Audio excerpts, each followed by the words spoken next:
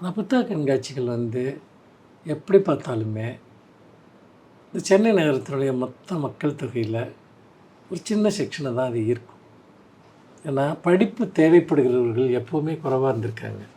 இப்போவும் கூட ஒரு எஃபோர்ட் எடுத்து புத்தக கண்காட்சிக்கு வரக்கூடியவங்க ரொம்ப சின்ன சதவீதம் தான் இருக்காங்க. இந்த சின்ன சதவீதத்தையே எப்படி உள்ளே கொண்டு வர்றதுங்கிற ஒரு விஷயம் இருக்குது. அப்படி பார்க்குறப்போ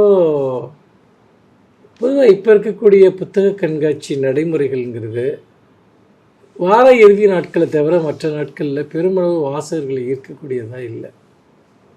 ஏன்னா நிறைய ஒரு ரிசோர்ஸ் பொட்டென்ஷியல் இருக்குது சென்னையில். ஒரு 1 கோடி பேருக்கு மேலே வாழக்கூடிய ஒரு நகரம் இது.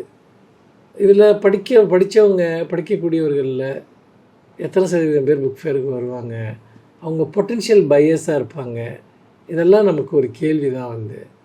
காலப்போக்கில் இந்த நம்பர் குறைஞ்சிட்டே வந்துச்சுன்னா அது புத்தக கண்காட்சி மேலே இருக்கக்கூடிய நம்பிக்கை எல்லாமே கொஞ்சம் கொஞ்சமாக உடைஞ்சி போயிடும். அப்போது ரொம்ப அதிகப்படியான ஒரு ப்ரமோஷன், விளம்பரங்கள் தேவைப்படுது. இன்னொரு விஷயம், அங்கே நடக்கக்கூடிய நிகழ்ச்சிகள் இதெல்லாம் பலதரப்பட்ட நிகழ்ச்சிகளை நடத்தணும். புக் ஃபேர் இன்னும் ஒரு சுகாதாரமான மேம்பட்ட இடத்தை நோக்கி போகும்.